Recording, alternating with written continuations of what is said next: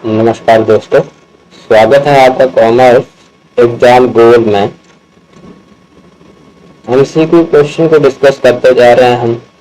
Topic wise revision है तो MCQ discuss करते हैं। आज का जो हमारा टॉपिक है एरर एंड फॉग में से है, जिसमें से हम 20 एमसीक्यू क्वेश्चन डिस्कस करेंगे और इन 20 एमसीक्यू क्वेश्चन में से ही आपके एग्जाम में से क्वेश्चन पूछे जा सकते हैं। ऑडिटिंग का ये टॉपिक है। तो पहला जो आपका क्वेश्चन है आपकी स्क्रीन पर, what is a transposition error. सबसे पहले हम एरर डिस्कस करेंगे, उसके बाद फ्रॉड करेंगे। तो पहला जो क्वेश्चन है, what is a transposition error. Transposition त्रुटि क्या होती है? ऑप्शन ए है an error where digit are reversed, एक त्रुटि जहां अंक उल्टे हैं। बी ऑप्शन है एन एरर ऑफ ओमिशन, चूक की त्रुटि। सी ऑप्शन है एन एरर ऑफ प्रिंसिपल, सिद्धांत की त्रुटि। एंड डी ऑप्शन है आपके पास an error of commission, commission की एक त्रुटि।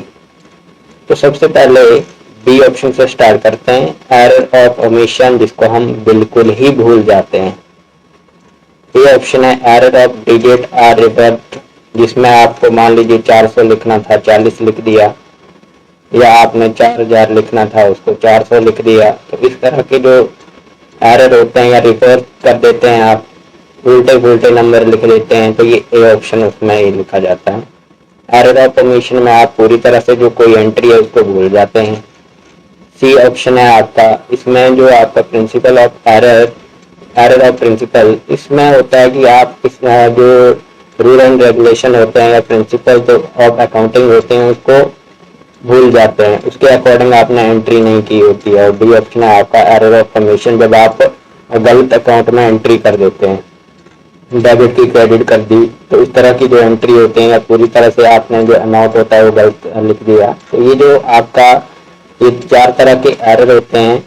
तो इस जो ट्रांसपोजिशन एरर होता है, इसमें ऑप्शन ए आपका सही आंसर है, error where digit are reversed. ठीक है, ट्रांसपोजिशन मतलब एक की जगह दूसरी एंट्री लिख देना या एक की जगह दूसरा डिजिट लिख देना। ये ऑप्शन ए आपका राइट आंसर हो जाता है। क्वेश्चन नंबर सेकंड है, what is an error of omission. पहले भी हमने डिस्कस किया कि ओमिशन कमीशन क्या होता है, तो इसमें एक बार फिर से हम डिस्कस करेंगे।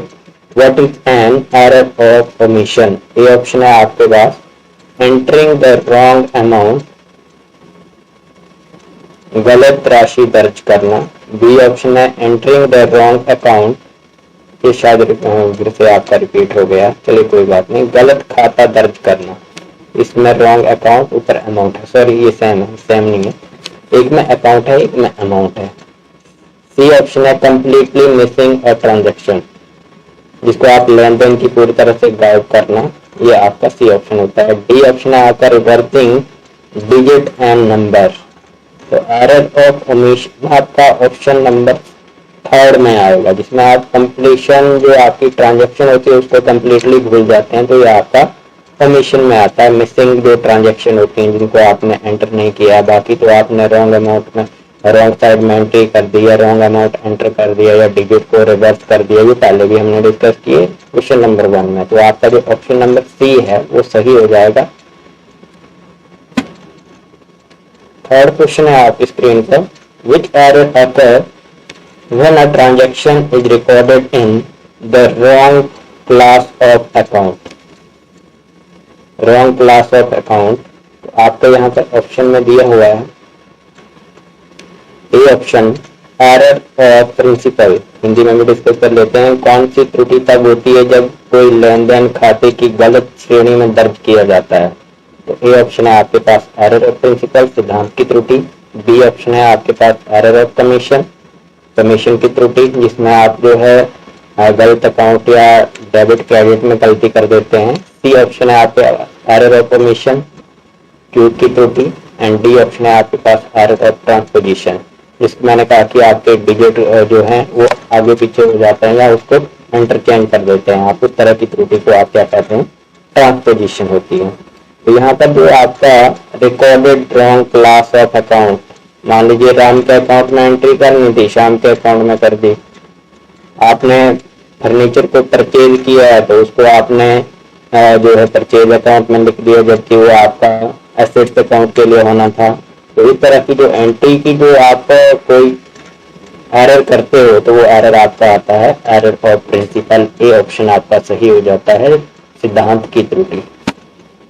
फोर्थ क्वेश्चन है an error of commission is when, commission की त्रुटि तब होती है जब, ये ऑप्शन है आपके पास, तो ट्रांजैक्शन इज कंप्लीटली ओमिटेड, लेन देन की पूरी तरह से छोड़ दिया गया है। बी ऑप्शन है the transaction is recorded in the wrong account, लेन देन गलत खाते में दर्ज किया गया है। सी ऑप्शन है the transaction amount is incorrect, लेन देन की राशि गलत लिखी गई है। एंड डी ऑप्शन है आपके पास the digit in the transaction are reverse, लेन देन में अंक उल्टे होते हैं या उल्टे लिख देना। तो ये आपका जो ऑप्शन नंबर बी है वो सही आंसर है, लेन देन गलत खाते में दर्ज किया गया है, ये ऑप्शन आपका सही आंसर हो जाता है। फिफ्थ क्वेश्चन है which type of error will not affect the trial balance, इनमें से कौन सा ऐसी त्रुटि है जो आपके ट्रायल बैलेंस को प्रभावित नहीं करती है। जैसे मान लीजिए आपने ट्रायल बैलेंस मैच कर लिया तो मैच हो जाएगा, पर कहीं ना कहीं उसमें गलती रहती है, तो वो कौन सी त्रुटि होती है, तो इनमें से कौन कौन सी त्रुटियां होती हैं डिस्कस करते हैं। ऑप्शन नंबर ए है आपके पास एरर ऑफ ओमिशन, ट्यूब की त्रुटि। बी ऑप्शन है एरर ऑफ कमीशन, कमीशन की त्रुटि। सी ऑप्शन है आपके पास एरर ऑफ प्रिंसिपल, सिद्धांत की त्रुटि। एंड डी ऑप्शन है आपके पास ऑल ऑफ द अबव। तो जो एरर ऑफ ओमिशन है पूरी तरह से भूल जाना, तब भी आपका ट्रायल बैलेंस मैच कर जाता है। बी ऑप्शन जो दिया हुआ एरर ऑफ कमीशन, इसमें आप जो है गलत अकाउंट में अगर एंट्री कर देते हैं तो उसमें भी आपका ट्रायल बैलेंस मैच हो जाता है। मान लीजिए श्याम के लिए श्याम से पैसे रिसीव किया आपने, राम से रिसीव लिख दिया, तो इस तरह के एरर क्या होते हैं, वहां पे आपके डेबिट तो कम हो गए, वो आपका जो ट्रायल बैलेंस है वो भी मैच कर जाएगा। परंतु गलती तो हुई है, एरर ऑफ प्रिंसिपल, इसमें आपने परचेज में लिखना था, आपने कोई मान लीजिए फर्नीचर परचेज किया, परचेज में उसको एंटर कर दिया तो पैसे भी गए और आपके पास एसेट्स भी आ गई हैं। तो इस तरह का जो आपके पास अकाउंट बनते हैं ये सारे क्या होते हैं, ट्रायल बैलेंस को मैच कर देते हैं। तो इसलिए आपका डी ऑप्शन जो है सही आंसर हो जाता है। जो आपकी ये तीन तरह की एंट्रियां जो भी करते हैं आप, error of omission, error of commission and error of principle, ये तीनों जो है आपके ट्रायल बैलेंस को अफेक्ट नहीं करते हैं, तो ये आपका आंसर डी राइट हो जाता है। सिक्स्थ क्वेश्चन है what is the compensating error, क्षतिपूर्ति त्रुटि क्या होती है। ए ऑप्शन है आपके पास an error that is corrected by another error. B option है आपके पास an error that occur due to wrong calculation. D option है आपके सी ऑप्शन है आपके पास an error where two error cancelled each other out. And D option है आपके पास an error where a wrong amount is entered.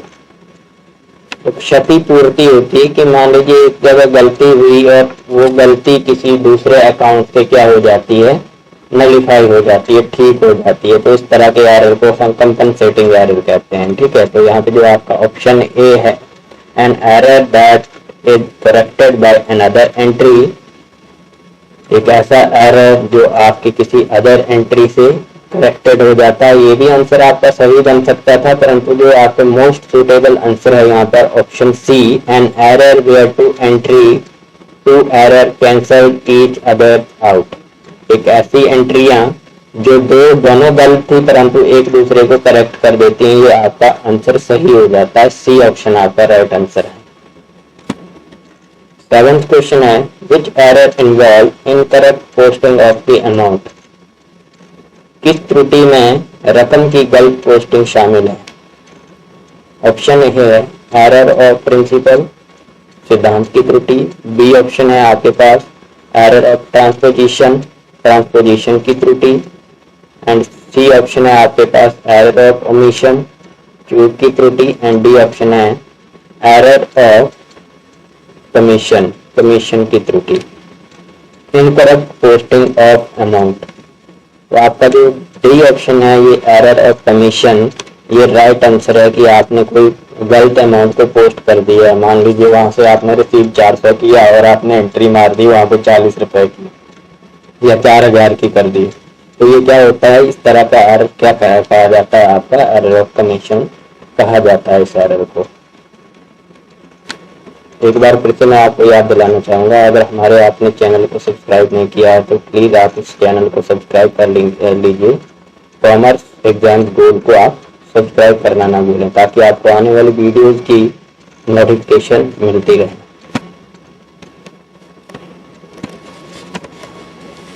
Eight question है, when a debit entry is recorded as a credit entry it is known as, जब एक debit प्रविष्टि को credit प्रविष्टि के रूप में दर्ज किया जाता है तो इसे कहा जाता है। ऑप्शन नंबर ए है एरर ऑफ ओमिशन, चूक की त्रुटि। बी ऑप्शन है आपके पास एरर ऑफ प्रिंसिपल, सिद्धांत की त्रुटि। सी ऑप्शन है आपके पास एरर ऑफ ट्रांसपोजिशन, ट्रांसपोजिशन की त्रुटि। एंड डी ऑप्शन है आपके पास रिवर्सल एरर, उल्टने की त्रुटि। उल्टने की त्रुटि मतलब आपने रिवर्सल कर दिया, वहां पे डेबिट को क्रेडिट कर दिया, तो ये आपका जो एरर होता है रिवर्सल एरर होता है। डी ऑप्शन आपका राइट आंसर हो जाता है।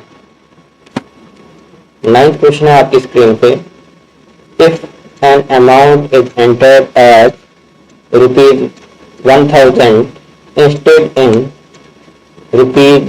₹100, दिस इज अ, यदि कोई राशि 100 रुपए की बजाय 1000 रुपए दर्ज की जाती है तो ये है, हमने पहले भी डिस्कस किया हुआ है, वहां पे अमाउंट नहीं लिखा हुआ था पर आपके जो अकाउंट था वो लिखा हुआ था।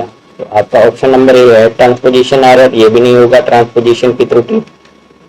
बी ऑप्शन आपके पास है कंपनसेटिंग एरर, जो एक एंट्री से दूसरी एंट्री को क्या कर देता है, नलिफाई कर देता है, ठीक कर देता है, दोनों मतलब करेक्ट हो जाती हैं वो गलत, तो ये भी आपका ऑप्शन नहीं होगा। सी ऑप्शन है एरर ऑफ प्रिंसिपल, सिद्धांत की त्रुटि, तो ये सिद्धांत की त्रुटि भी नहीं होता है। डी ऑप्शन जो है आपके पास पोस्टिंग एरर, जिसमें आपने मान लीजिए 100 रुपए को 1000 में दर्ज कर दिया, तो वो इस तरह की एंट्री जो होती है पोस्टिंग एरर में आती है। तो ऑप्शन नंबर डी आपका राइट आंसर हो जाता है। Which error occurs when a transaction is recording twice, जब कोई लेन देन 2 बार रिकॉर्ड किया जाता है तो कौन सी त्रुटि उत्पन्न हो जाती है। ऑप्शन नंबर ए है एरर ऑफ कमीशन, कमीशन की त्रुटि। बी ऑप्शन है आपके पास एरर ऑफ डुप्लीकेशन, नकल की त्रुटि। सी ऑप्शन है आपके पास एरर ऑफ प्रिंसिपल, सिद्धांत की त्रुटि। एंड डी ऑप्शन है आपके पास एरर ऑफ ट्रांसपोजिशन। तो यहाँ पर 2 बार एंट्री होना मतलब डुप्लीकेशन हुई है, तो एरर ऑफ डुप्लीकेशन ये राइट आंसर हो जाता है। बी ऑप्शन आपका राइट आंसर है। क्वेश्चन नंबर 11 जो फ्रॉड में से है कि फ्रॉड भी होते हैं कंपनी, पहले हमने एरर किया भी फ्रॉड कर रहे हैं, इसी से रिलेटेड हमने एमसीक्यू डिस्कस करने हैं। जो 20 क्वेश्चन है, 10 क्वेश्चन हमने एरर से कर लिया, 10 क्वेश्चन हम जो है फ्रॉड से करेंगे। तो आपका जो 11th क्वेश्चन है वो फ्रॉड से रिलेटेड है। पहला ऑप्शन जो आपके पास है, क्वेश्चन आपके पास है 11th question, what is the most common type of fraud in organization, संगठनों में धोखाधड़ी का सबसे आम प्रकार क्या होता है। ए ऑप्शन आपके पास है फाइनेंशियल स्टेटमेंट फ्रॉड, वित्तीय विवरण धोखाधड़ी। बी ऑप्शन है आपके पास है एसेट मिस एप्रोप्रिएशन, संपत्ति का दुरुपयोग। डी ऑप्शन है, सी ऑप्शन है आपके पास करप्शन, भ्रष्टाचार। एंड डी ऑप्शन है आपके पास पेरोल धोखाधड़ी, या आप जिसको पेमेंट्स वगैरह की बात करते हैं वो आपकी क्या होती हैं, फ्रॉड होते हैं। तो जो आपका कॉमन फ्रॉड होता है किसी भी ऑर्गेनाइजेशन में होता है एसेट मिस एप्रोप्रिएशन, संपत्ति का दुरुपयोग करना। मान लीजिए कोई एम्प्लॉयज है वहां पर, तो आपकी जो वहाँ की एसेट्स होती हैं उसका दुरुपयोग कर सकता है। गाड़ी है तो घर में यूज के लिए आप अपने ले गया कोई मैनेजर, या मान लीजिए कोई फर्नीचर आया हुआ आपकी कंपनी के लिए तो उसको घर में ले गया। तो इस तरह के जो आपकी त्रुटियां होती हैं फ्रॉड होते हैं, वो ज़्यादातर देखने को मिलते हैं किसी भी ऑर्गेनाइजेशन में। तो जो आपका कॉमन टाइप्स होता है किसी भी ऑर्गेनाइजेशन या कई तरह की ऑर्गेनाइजेशन में, वो आपका रहता है एसेट का मिस एप्रोप्रिएशन होना। ये आपका राइट आंसर हो जाता है, बी ऑप्शन आपका राइट आंसर है। 12th क्वेश्चन है, which of the following is an example of asset miss appropriation. निम्नलिखित में से कौन सा संपत्ति के दुरुपयोग का उदाहरण है। ए ऑप्शन है आपका फॉल्सिफाइंग फाइनेंशियल स्टेटमेंट, वित्तीय विवरणों का गलत साबित करना। बी ऑप्शन है एक्सेप्टिंग ब्रीड्स या रिश्वत स्वीकार करना। सी ऑप्शन है आपका स्टीलिंग कैश और इन्वेंट्री, नकदी या सामान की चोरी करना। एंड डी ऑप्शन है आपका मैनिपुलेटिंग अकाउंट पेबल। तो यहाँ पर आपके सभी क्वेश्चन की और ऑप्शन की ओर अगर ध्यान देंगे तो आपका जो पहला है वो आपका किससे रिलेटेड है, आपकी वित्तीय स्थिति के रिलेटेड है या फाइनेंशियल स्टेटमेंट के रिलेटेड है। दूसरा आपका जो है किसी रिश्वत से रिगार्डिंग है, तो ये भी आपका ऑप्शन नहीं बनता है। सी ऑप्शन आपका राइट आंसर है कि आप किसी कैश या इन्वेंट्री को अगर घर ले जाते हैं या उसको चोरी करते हैं, तो इस तरह के जो एग्जाम्पल होते हैं वो एसेट्स के मिस एप्रोप्रिएशन है, जो क्वेश्चन नंबर 11th में भी दिया हुआ था कि आप जो है एसेट्स की मिस एप्रोप्रिएशन के लिए क्या देखते हैं कि जो आप किसी कैश या इन्वेंट्री को घर ले जाते हैं, तो उस तरह के फ्रॉड जो होते हैं वो आपके सी ऑप्शन में आता है, वो राइट आंसर है। सी ऑप्शन आपका 12th का राइट आंसर है। 13th क्वेश्चन है, which fraud involve altering financial statement to defective stakeholders, deceive stakeholders। किस धोखाधड़ी में हितधारकों को धोखा देने के लिए वित्तीय विवरण बदलना शामिल है। ऑप्शन आपके पास दिए हुए हैं। ए ऑप्शन है एसेट मिस एप्रोप्रिएशन, ये नहीं होगा क्योंकि इसमें आप जो है किसी कैश या कोई इन्वेंट्री है उसको आप स्टोर करते हैं, चोरी करते हैं, ये तो नहीं होगा। फाइनेंशियल स्टेटमेंट फ्रॉड, वित्तीय विवरण धोखाधड़ी, ये आपका राइट आंसर है, पर फिर भी हम चारों ऑप्शन को डिस्कस करेंगे। करप्शन इसमें नहीं आएगा, पेरोल फ्रॉड इसमें नहीं आएगा। तो आपका जो राइट आंसर है वो आपका बी ऑप्शन है, फाइनेंशियल स्टेटमेंट फ्रॉड, कि आप जो है अपने हितधारकों के साथ धोखाधड़ी करते हैं। मान लीजिए कोई शेयर होल्डर है तो उसके लिए दिखाया जाएगा कि प्रॉफिट कम हुए हैं तो उनको डिविडेंड ना देने से बचना। तो इस तरह के स्टेटमेंट्स को अगर आप मान लीजिए कोई मिस एप्रोप्रिएट करते हैं उसमें, तो ये इस तरह का जो होता है वो वित्तीय विवरण धोखाधड़ी में आता है। तो आपका option number B right answer हो जाता है। 14th क्वेश्चन है, bribery is a form of, रिश्वत का एक रूप है। एसेट्स मिस एप्रोप्रिएशन, ये तो नहीं होगा एसेट्स पे मिस एप्रोप्रिएशन। बी ऑप्शन आपके पास है फाइनेंशियल स्टेटमेंट फ्रॉड, ये भी इसमें नहीं आएगा क्योंकि ये हमने इससे पहले वाले ऑप्शन में भी डिस्कस किया कि फाइनेंशियल स्टेटमेंट अगर आपके जो स्टेक होल्डर हैं उनको कंफ्यूज करने के लिए स्टेटमेंट में कुछ गड़बड़ियां की जाती हैं, तो वो भी नहीं होगा। सी ऑप्शन आपके पास है करप्शन, तो ये आपका राइट आंसर हो जाता है। ब्रीवरी, कि आप किसी वित्तीय लाभ या भ्रष्टाचार को करते हैं, पैसे लेते हैं उससे, तो ये किस में आता है, रिश्वत के फॉर्म में आता है। पेरोल धोखाधड़ी इसमें नहीं आएगा। तो ऑप्शन नंबर सी आपका राइट आंसर है। 15th क्वेश्चन है, what type of fraud involve employees creating fake invoice to steal fraud. Option number A है आपके पास, हिंदी में भी डिस्कस कर लेते हैं। धन चुराने के लिए कर्मचारी द्वारा नकली चालान बनाना किस प्रकार की धोखाधड़ी में आता है। ये ऑप्शन है आपके पास पेरोल फ्रॉड, पेरोल धोखाधड़ी। बी ऑप्शन है बिलिंग स्कीम या बिलिंग योजनाएं। सी ऑप्शन के पास फाइनेंशियल स्टेटमेंट फ्रॉड, वित्तीय विवरण धोखाधड़ी। डी ऑप्शन है आपके पास करप्शन। इनमें से जो आपके ऑप्शन जो है वो सूट करता है, उसमें से बी ऑप्शन बिलिंग स्कीम, ये आपका आता है कि आप कोई फेक इनवॉइस क्रिएट करते हैं ताकि आप वहां से पैसा चोरी कर सकें, तो ये आपका बिलिंग स्कीम में आएगा। तो बी ऑप्शन आपका राइट आंसर है। 15th क्वेश्चन है आपकी स्क्रीन पे, over स्टेटिंग revenue is an example of, राजस्व को बढ़ा चढ़ाकर बताना इसका उदाहरण है। ए ऑप्शन आपके पास है एसेट्स मिस एप्रोप्रिएशन, ये भी नहीं होगा। बी ऑप्शन है आपके पास भ्रष्टाचार या करप्शन। सी ऑप्शन है आपके पास financial statement fraud. And D option है आपके पास पेरोल फ्रॉड। पहले भी हमने देखा है कि जो आपका फाइनेंशियल स्टेटमेंट को अगर कम दिखाना, जिससे आप जो है अपने किसी स्टेक होल्डर को कंफ्यूज कर सकें कि हमारे प्रॉफिट कम हुए हैं, और यही ऑप्शन आपका यहाँ पे ओवर स्टेटिंग या रेवेन्यू को ज्यादा करके दिखाना, इसमें आपका वित्तीय विवरण धोखाधड़ी में आता है, फाइनेंशियल स्टेटमेंट फ्रॉड में आता है, क्योंकि यहाँ पे आप टैक्स से बचने के लिए इस तरह के हथकंडे अपनाते हैं। तो ये आपका ऑप्शन नंबर सी सही हो जाता है, राइट आंसर है सी ऑप्शन। 17 क्वेश्चन है आपकी स्क्रीन पे, kickback are associated with. Kickback का संबंध निम्नलिखित में से है। ए ऑप्शन है आपके पास फाइनेंशियल स्टेटमेंट फ्रॉड, वित्तीय विवरण धोखाधड़ी, बी ऑप्शन है एसेट मिसअप्रोप्रिएशन, संपत्ति का दुरुपयोग, सी ऑप्शन है आपके पास करप्शन या भ्रष्टाचार, एंड डी ऑप्शन है आपके पास बिलिंग योजनाएं, बिलिंग स्कीम। किकबैक जिसको आप कहते हैं, किकबैक से संबंधित क्या है, ये भ्रष्टाचार से संबंधित है। तो आपका जो आपका सी ऑप्शन है वो राइट आंसर हो जाता है। 18 क्वेश्चन आपकी स्क्रीन पर है, व्हाट इज पेरोल फ्रॉड। आपने कई बार देखा ये पेरोल फ्रॉड क्या होता है, तो इसमें हम देखते हैं कि पेरोल धोखाधड़ी क्या होती है। ऑप्शन नंबर ए है इन्फ्लेटिंग फाइनेंशियल स्टेटमेंट, वित्तीय विवरण को बढ़ाना। बी ऑप्शन है आपके पास स्टीलिंग कंपनी एसेट्स, कंपनी की संपत्ति चोरी करना। सी ऑप्शन है आपके पास manipulating payroll record for personal gain, या व्यक्तिगत लाभ के लिए पेरोल रिकॉर्ड में हेरफेर करना। डी ऑप्शन है आपके पास एक्सेप्टिंग ब्रीबरी, रिश्वत स्वीकार करना। तो इसमें अगर पेरोल में फ्रॉड करना है, मान लीजिए मैं एक कंपनी का एचआर हूं, तो वहां पे मैंने एक फ्रॉड सा कोई पर्सन दिखा दिया कि ये भी हमारी कंपनी का एम्प्लॉय है, ताकि वहां से मैं अपने लिए कुछ गेन कर सकूं, तो ये आपका मैनिपुलेटिंग पेरोल रिकॉर्ड में आता है। तो आपका राइट आंसर सी ऑप्शन हो जाता है।